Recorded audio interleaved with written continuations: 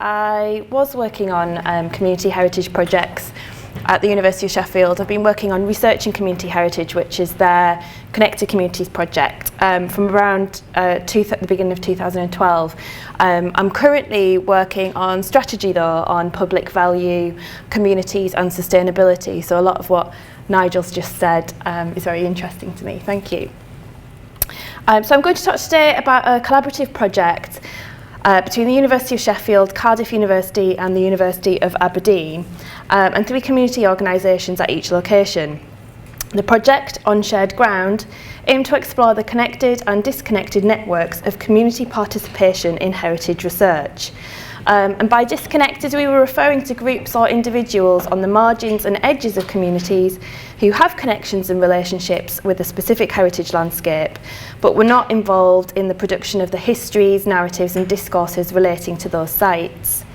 In Winkerbank in Sheffield, for example, we were interested in the tensions between members of the local community who used the hill as a site for motorbiking, quad biking and mountain biking, and the concerns of Friends of Winkerbank Hill, the community group we had worked with during the All Our Stories phase of researching community heritage. During their work developed during the same phase, with several community organisations, including ACE and Friends of St Mary's Church, Cardiff University has similarly identified issues between those seeking to preserve the site and the church on the hill fort, and those from the local area who were using the church on the hill fort as a space to hang out, resulting in graffiti and the defacement of graves and damage to the structure of the church itself.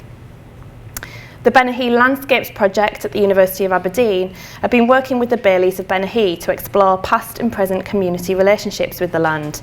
Their exploration of community tensions were historic, looking at Benahee as a site of tension between 19th century crofter colonists and neighbouring landowners. So the interrogation of these contested or marginalised histories underpins this project. We look to empower community groups who had already developed collaborative relationships with the universities to grow and enhance their own community networks, encouraging them to interact with other users of local heritage spaces. At its simplest level then, the project aims to examine the way in which individuals and groups within the communities engage with archaeological landscapes and historical sites in different ways. For today's talk, I'm going to reflect specifically on the methodologies we employed within the project, which were informed by my own disciplinary research in art history and practice, and the involvement of an artist, Paul Evans, who formed a key part of the project team. I should also say at this point that the findings presented here are a result of a collaborative effort between the project artists, the academic team, and the contribution of all of the community groups. So I feel like, although I was the principal investigator, I think Simon's definition of facilitating chaos was more my role in this project. So this project developed when Friends of Winkerbank Hill in Sheffield community group member Penny Ray independently contacted and subsequently visited the Cardiff team based on the links between the Cardiff project and ongoing activities in Sheffield. Both spaces are hill forts in urban settings. The team from Cardiff subsequently visited Sheffield, and a number of common themes emerged in their discussions. It was felt that there were groups or communities on the margins of, yet shared ground with, the sites that were not currently represented or involved in research-based heritage activities. Kyra Hill Fort in Cardiff, for example, is surrounded on 3 sides by the housing estates of Kyra and Ely. In its northeast corner is a 13th century church and graveyard, St Mary's. The church was in use up until the 1970s, but is now a ruin and has been the scene of some antisocial behaviour, as you can see on the right, including graffiti, vandalism and drug use. The housing estates that surround the hill fort are home to more than 25,000 people, and it's the largest socialist housing estate in Wales. Similarly, in Winkerbank in Sheffield, it is flanked by the Flower Estate, the first social housing estate built outside of London, and like Kyra, suffers from antisocial behaviour and perpetual misuse, as you can see with the fly tipping here on the left. Winkerbank Hill is frequently used by motorbikers who have generated their own memories, traditions and interpretations of the site, but who also cause erosion to the historic fabric of the archaeological site and are perceived negatively by other users of the hill. And as can be seen here with the fly tipping, it's also the victim of graffiti and other illegitimate activities like drug use. As a response in this project, we plan to build on existing community partnerships in an attempt to connect with those groups and communities whose views and interpretations of the heritage sites were not represented. We recognise that instances of abuse or misuse could also be read as alternative heritage, and this is something put forward very recently by Merrill. As studies on the heritagisation of graffiti and the cultural contribution of graffiti to cultural significance, to the cultural significance of heritage sites have also revealed, and this is by Joe Oliver and Tim Neal, and Joe was part of the project team in Aberdeen. For the most part, graffiti's usual interface, though, with heritage sites is as a form of vandalism that detracts from recognised forms of cultural significance. The value of graffiti as a language of expression for the marginalised or those outside of society was something seized upon, however, by the project artist Paul Evans. And in previous work in Cardiff, Paul has used graffiti and murals as a way of engaging young people in the communities around the hill fort.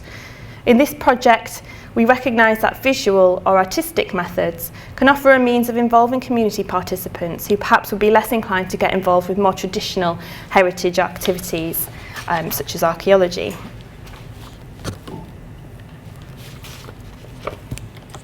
We designed activities which would take place across the 3 sites, which were split into the broad categories of networks and encounters.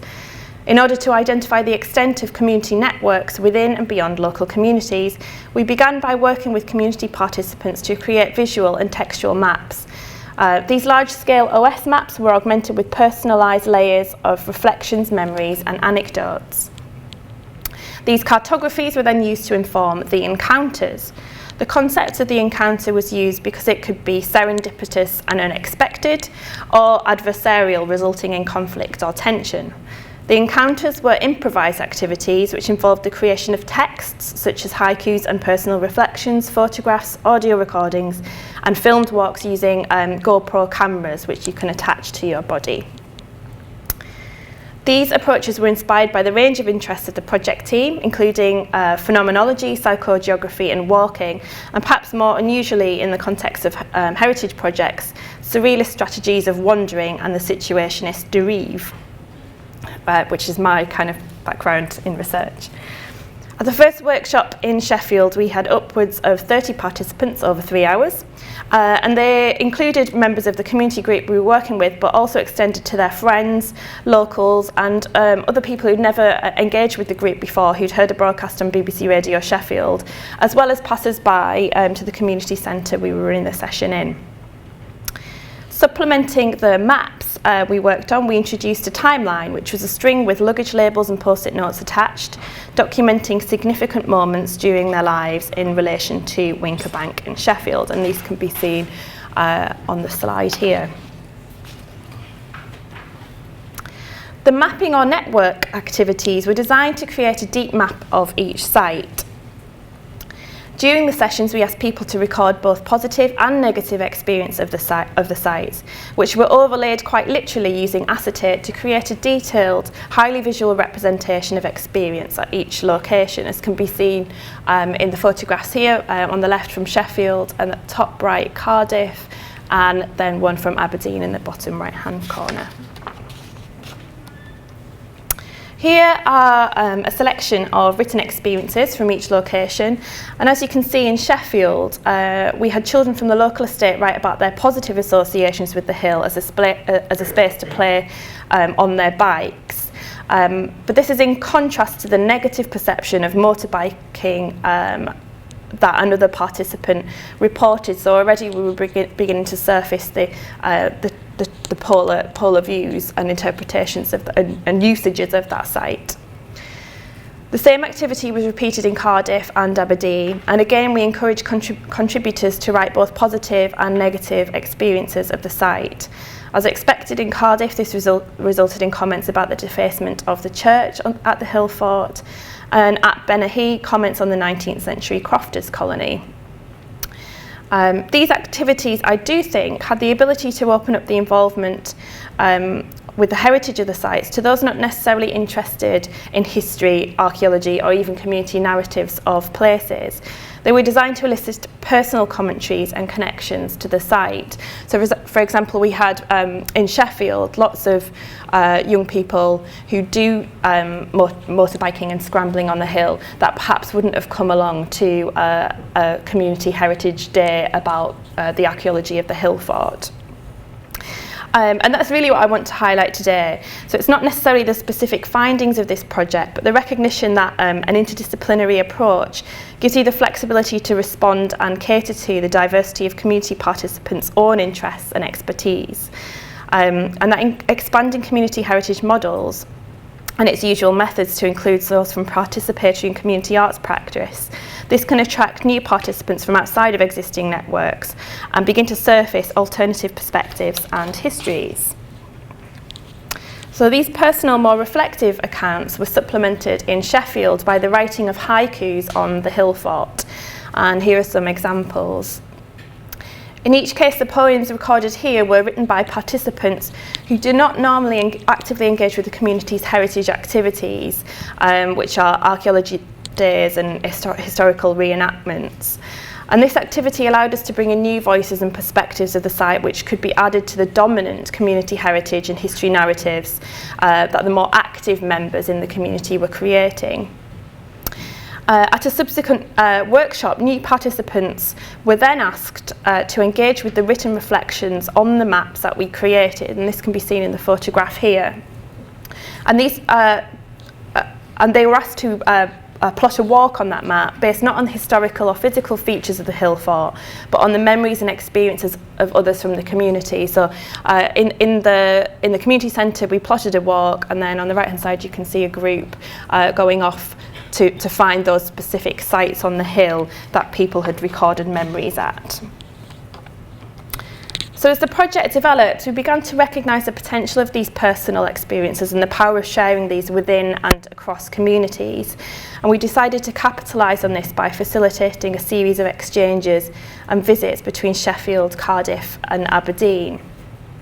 So Ken, who we sadly lost actually earlier this year on the left there in the green t-shirt from Sheffield, and his wife Hilary, they visited Cardiff in July 2014. And they recounted, quote, that they knew that very few hill forts had survived in urban areas for obvious reasons, and felt a link with the similarly placed sites in Cardiff and Aberdeen. And that on their visit they found obvious similarities between Wincobank and Cairo, such as the lack of local awareness in that when lost in Cairo, they asked lots of people for directions and no one could actually tell them where it was. And on their return from Cardiff, wrote a very detailed personal reflection of their experiences there, which have fed into the project findings and are very, very valuable and offer a different perspective, perhaps from something I or the other academic team would have come up with. So all of this creative and personal material was brought together in two ways. The first was a specifically designed pamphlet which compiled the poetry, written reflections and photographs from each site. And secondly, footage captured from the GoPro cameras by community participants during walks on the site, and film footage captured by the project team was brought together in an edited film by the artist in collaboration with the Sheffield group. And sharing these personal experiences across communities through a range of creative media allowed us not only to extend and enhance community connections at each location, but to share experiences across sites in an accessible way. On the left-hand side, that's our project installation at the Cardiff Festival in 2014. So there was a group of Sheffield participants who came down to Cardiff with us and then also visited the hill fort in Cairo at that point. The film we made was screened in draft at Sheffield and Cardiff, allowing the participants and other community members to comment on the film during the editing process. The final film was then screened at a large community event in Sheffield and attended by representatives from Aberdeen, Sheffield and Cardiff.